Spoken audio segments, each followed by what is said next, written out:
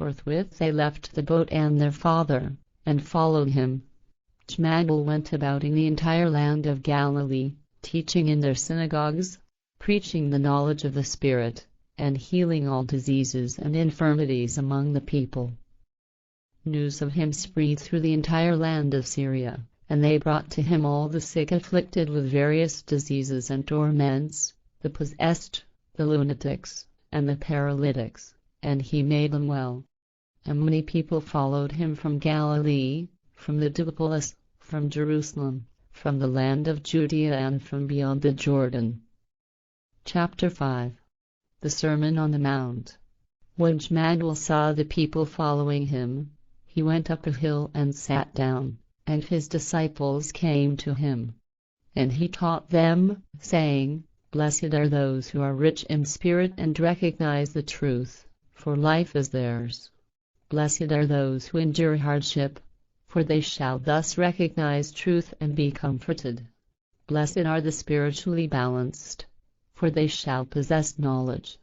Blessed are those who hunger and thirst for truth and knowledge, for they shall be satisfied.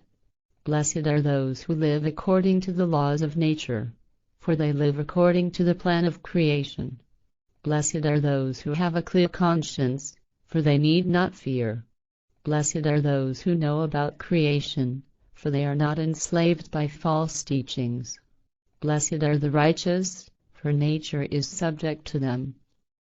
Blessed are you if, on my account and because of our teachings, people revile and persecute you and speak all manner of evil against you. Thus they lie about the teachings. Be of good cheer and take comfort, this life and the next life will reward you. For so have the belittlers of the truth persecuted the prophets who were before you, and so will they also persecute you. You are the salt of the earth, and if the salt loses its flavor with what would once salt, it is useless henceforth, except it be thrown out and stepped on by the people.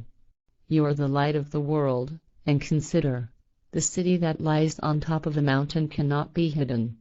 One does not light a candle and place it under a bushel, but on a candlestick, thus it shines for all those who are in the house.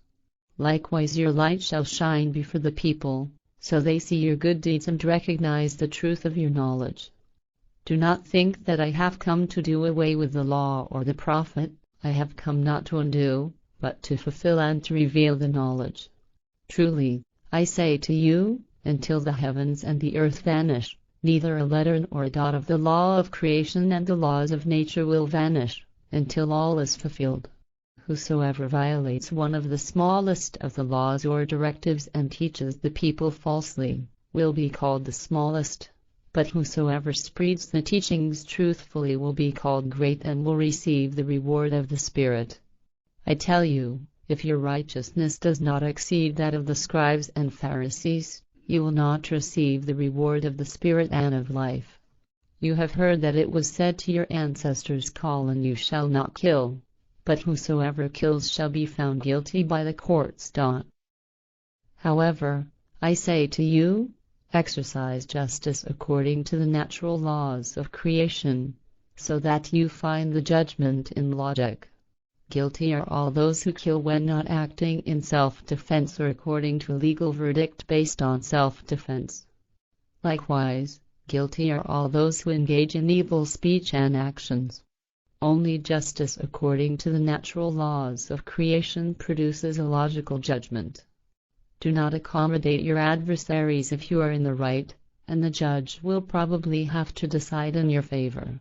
Truly, I say to you, you will attain justice only when you find it yourself and can make your fellow humans understand it.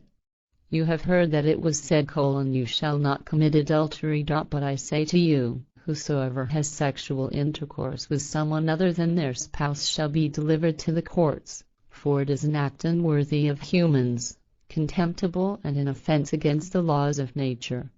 If, however, your right or left eye causes annoyance, tear it out and throw it away, because it is better for you that just one of your members be destroyed than your whole body. If a thought causes you annoyance, eradicate it and ban it from your brain. It is better to destroy a thought that incites annoyance than to bring the whole world of thought into an uproar. It has also been said, whosoever divorces his spouse shall hand over a certificate of divorce. However, I say to you, whosoever separates from their spouse, except in response to adultery, commits adultery. Whosoever marries a person who is guilty in a divorce also commits adultery.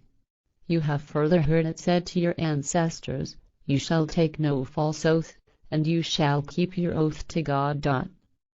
However, I say to you that you shall not swear at all. Do not swear by the heavens, because they are infinite and immeasurable. Neither swear by the earth, because it is impermanent, nor swear by Jerusalem, because it is an impermanent city built by human hands. You shall also not swear by your head, because you cannot change the color of a single hair. Also do not swear by the memory of a person or a thing, for they are all impermanent. Let your speech at all times simply be colon yes, yes or no, no. Anything beyond that goes against the laws. You have heard it said, an eye for an eye, and a tooth for a tooth. But I say to you, exercise justice according to the natural laws of creation, so that you find the verdict in logic. Offer your love wherever it is warranted, and punish wherever the law of nature demands punishment. Give to them who ask of you, if they make their requests in honesty, and turn away from them who want to borrow from you in a dishonest way. You have heard it said, you shall love your neighbor and hate your enemy. However, I say to you, practice love and understanding according to the natural laws of creation, so that through logic you find the right action and perception.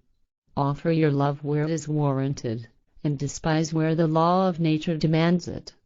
You shall be wise and acquire knowledge, because you shall become perfect in spirit as the creation which created you. Over the course of incarnations you shall train your spirit and your consciousness and allow them to develop to perfection, so that you become one with creation. Chapter 6.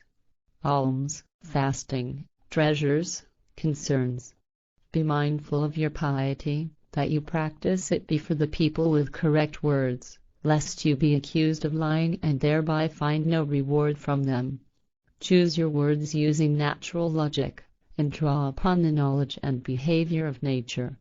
When you give alms, you shall not proclaim it, as do the hypocrites in the synagogues and on the streets, that they may be praised by the people. Truly, I say to you, they have forfeited their reward, because their alms serve only their selfishness. And when you pray, you shall not be like the hypocrites, who enjoy standing and praying in the synagogues and on the corners of the streets, because they pray only for the sake of their selfishness and the impression they have upon the people. When you pray, you shall call upon the omnipotence of the Spirit and not babble misleading nonsense like the idol worshippers, the ignorant and the selfish, because they think they are heard when they use many words. The creation spirit part of the human has no need for many words, however humans need the knowledge of how powerful it is. Pray therefore to the omnipotence of the Spirit, in the knowledge that its greatness and power are infinite. If you do not know how to pray directly to the almighty power of the Spirit, make use of something sacred by which you can reach the Spirit.